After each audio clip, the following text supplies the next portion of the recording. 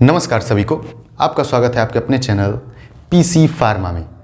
हमने कोलोजी सेकेंड जो कि 5th सेमेस्टर में दिया गया है बी फार्मा के स्टार्ट किया था, जिसमें 2 लेक्चर हमने पढ़ भी लिया था इंट्रो लेवल पे। तो लास्ट लेक्चर जो हमारा था वो था इलेक्ट्रोफिजियोलॉजी ऑफ हार्ट, ठीक है। तो उसी के आगे हम लोग कंटिन्यू कर रहे हैं। तो ये लेक्चर होने वाला है, जो टॉपिक है drugs used in congestive heart failure, ऐसी दवाइयाँ जो कि उपयोग की जाती हैं कंजेस्टिव हार्ट फेल्योर में। हार्ट फेल्योर समझ आ रहा है, कंजेस्टिव हार्ट फेल्योर, ये पूरी टर्म्स को समझ लेंगे, उसके बाद आगे चीज़ों को डिस्कस करेंगे। तो इसको आप अगर देख रहे हैं तो अपने फ्रेंड सर्कल में, अपने क्लासमेट्स के पास ये टॉपिक ईजिली समझने के लिए शेयर कर सकते हैं, ठीक है। चलिए समझते हैं टॉपिक को।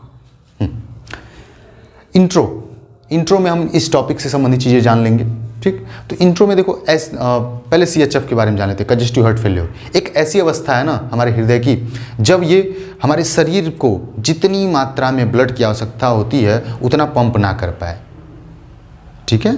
जैसे हम लोग पेपर के लिए जितना प्रिपरेशन होना चाहिए उतना ना कर पाए तो दिक्कत होती है ना, आप रिजल्ट खराब आ जाएगा, आपकी मनोदशा खराब चलेगी, मेंटालिटी है ना, आप परेशान रहेंगे। वैसे सेम जब शरीर में हार्ट के द्वारा जितनी ब्लड पहुंचानी चाहिए वो अगर नहीं पहुंचेगा तो शरीर में भी ढेर सारे कॉम्प्लिकेशन होंगे। जी समझ रहे बात को? ओके, देखिए इसको हम इंग्लिश में ट्रांसलेट करते हैं, क्योंकि हम वो इंग्लिश ही समझना है मेनली, है ना। हमारे सिलेबस के अकॉर्डिंग, हमारे जो यूनिवर्सिटी के अनुसार जो सेट किया गया कि भैया और फार्मासिस्ट के लिए इंग्लिश जानना बहुत जरूरी है। तो देखिए, congestive heart failure is a condition of heart in which condition heart are not sufficient pumping the blood in our body which required, okay? जितना हमारे शरीर को ब्लड चाहिए उतना ब्लड पंप ना किया जा सके हार्ट के द्वारा, उसी कंडीशन को CHF बोलते हैं, कंजेस्टिव हार्ट फेल्योर, ठीक। ओके, इसमें ये होता क्यों है आपने पढ़ा भी है पैथोफिजियोलॉजी में, थोड़ा सा यहाँ इंट्रो देख लेंगे ताकि टॉपिक अच्छे से समझ आ जाए। ये होता क्यों है? नैरोइंग ऑफ आर्टरीज, जो आर्टरी होती है जो ब्लड को सप्लाई करती है, प्योर ब्लड को, जो ऑक्सीजन ज़्यादा मात्रा में होती है जिस ब्लड में, ठीक है। तो आर्टरी अगर नैरो हो गई तो भी हार्ट के पास ब्लड नहीं जाएगा और हार्ट के मसल्स जो है अच्छे से पंप नहीं कर पाएंगे, है ना। हमने ये सब चीज़ें पढ़ा हुआ है।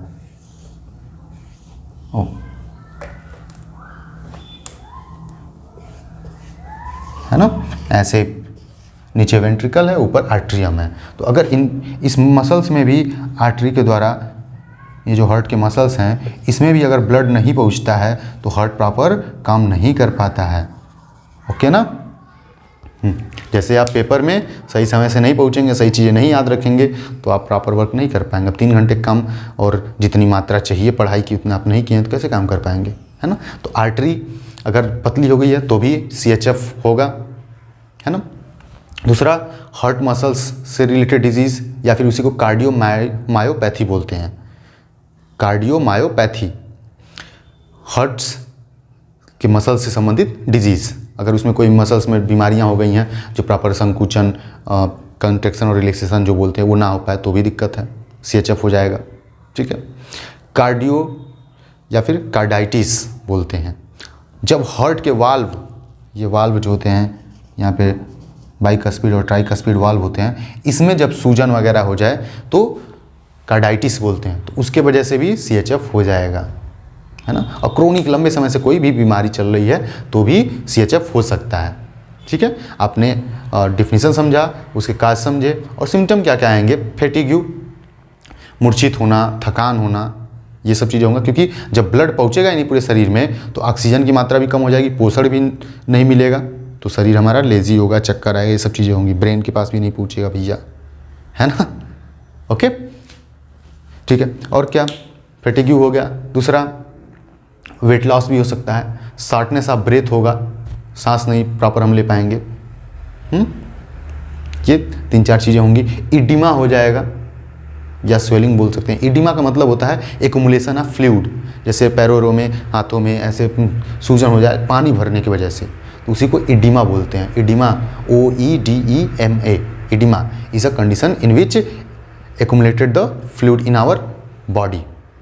ओके, तो ये कंडीशन या सिम्टम्स हो सकते हैं। तो हमने इंट्रो में ये चीज़ें समझा, आपने डिफिनीसन समझा, डिफिनीसन, ठीक है, फिर आपने काज समझा, काज, और क्या समझा भैया, आपने सिम्टम समझा, सिम्टम, ठीक है, ये चीज़ें इंट्रो लेवल पे थी। और अगर ये लिखना है भूमिका बनाने के लिए, basic drug used in congestive heart failure, इसका मीन है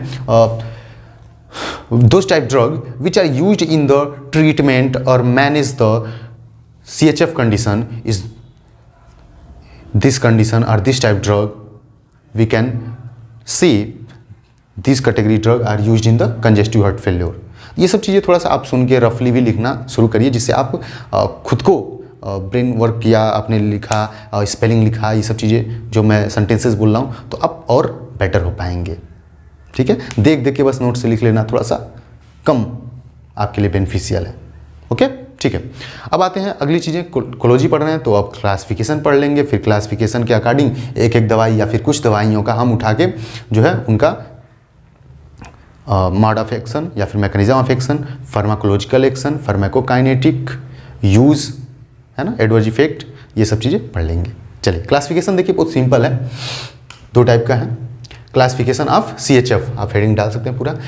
it divided into two categories, 1 and 2, 1 and 2। First is 1, drugs with positive inotropic effect, ऐसी दवाइयाँ जो पॉजिटिव आइनोट्रॉपिक इफेक्ट है। आपने इलेक्ट्रोफिजियोलॉजी ऑफ हार्ट अगर पढ़ा होगा तो ठीक है, नहीं तो मैं इस वीडियो के लेक्चर में डिस्क्रिप्शन में लिंक दे दूंगा, आप उसको देख लीजिएगा तो आप ये अच्छे से समझ पाएंगे इसका मैकेनिज्म वगैरह। ठीक है, डन। पॉजिटिव आइनोट्रॉपिक इफेक्ट, ऐसी दवाइयाँ जो हमारे शरीर में पॉजिटिव आयन जैसे कि कैल्शियम है और सोडियम है, पोटेशियम है, इन सब की तरीके से इफेक्ट दे, प्रभाव दे। और दूसरा कैटेगरी है drug without positive inotropic effect, ऐसी दवाइयाँ जो बिना पॉजिटिव आयंस के इफेक्ट दे, यानी कि पॉजिटिव आयन की तरीके से कोई काम नहीं करेंगे, अलग ही उनका मैकेनिज्म होगा।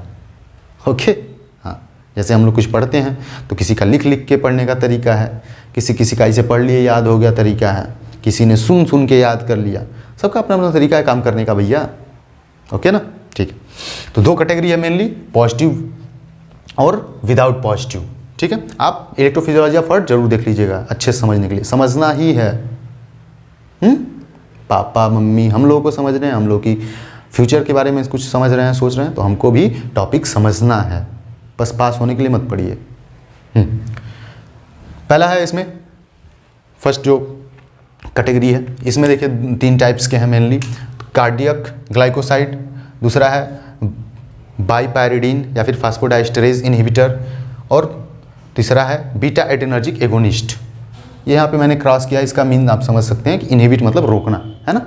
तो कार्डियक ग्लाइकोसाइड में 2-3 दवाइयाँ एग्जाम्पल के तौर पे हैं, डिजॉक्सिन, डिजिटॉक्सिन, ओबेन। आप वो फार्माकोग्नोसी एंड फाइटोकेमिस्ट्री पढ़ रहे होंगे, उसमें भी ये कार्डियक ग्लाइकोसाइड की बात होगी इसी सेमेस्टर में। ठीक है ना, तो डिजॉक्सिन और डिजिटॉक्सिन और ओबेन ये हैं कार्डियक ग्लाइकोसाइड के एग्जाम्पल।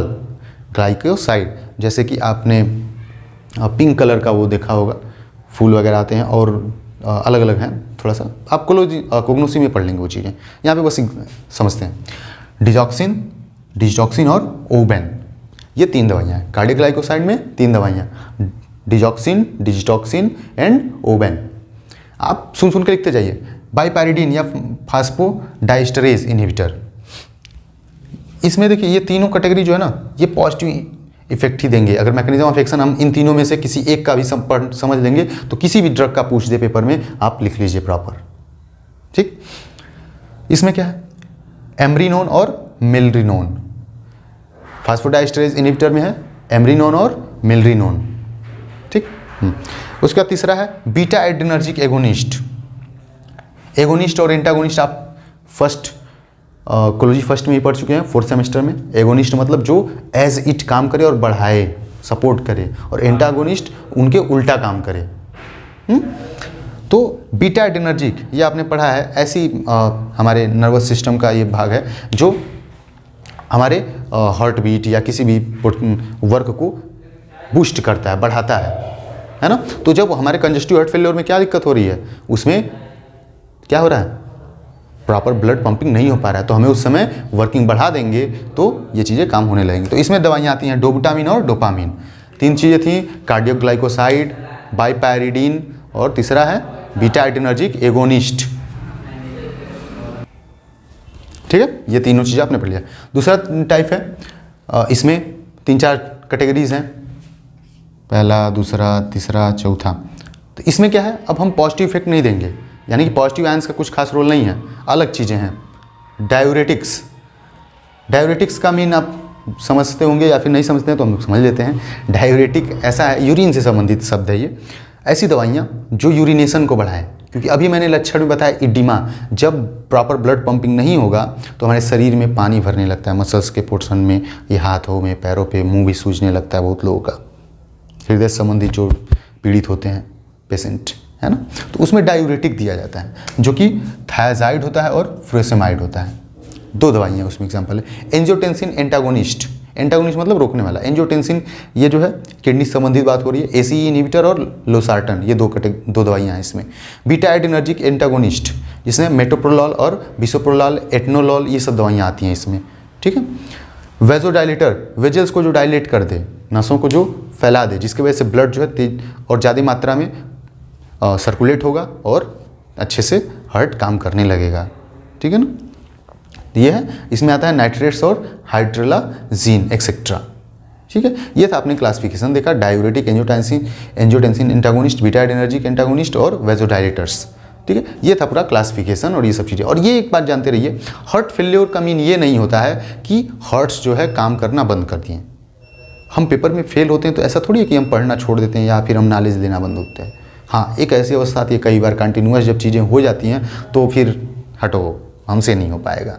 तो वैसे सेम हार्ट फेल्योर के कंडीशन में भी कहीं ना कहीं होती है कि बार बार जब वो फेल होता है तो फिर कह देता है कि बस हमसे नहीं हो पाएगा, जो कि 3 बार बोला जाता है, 3 बार हार्ट अटैक आया तो ख़त्म।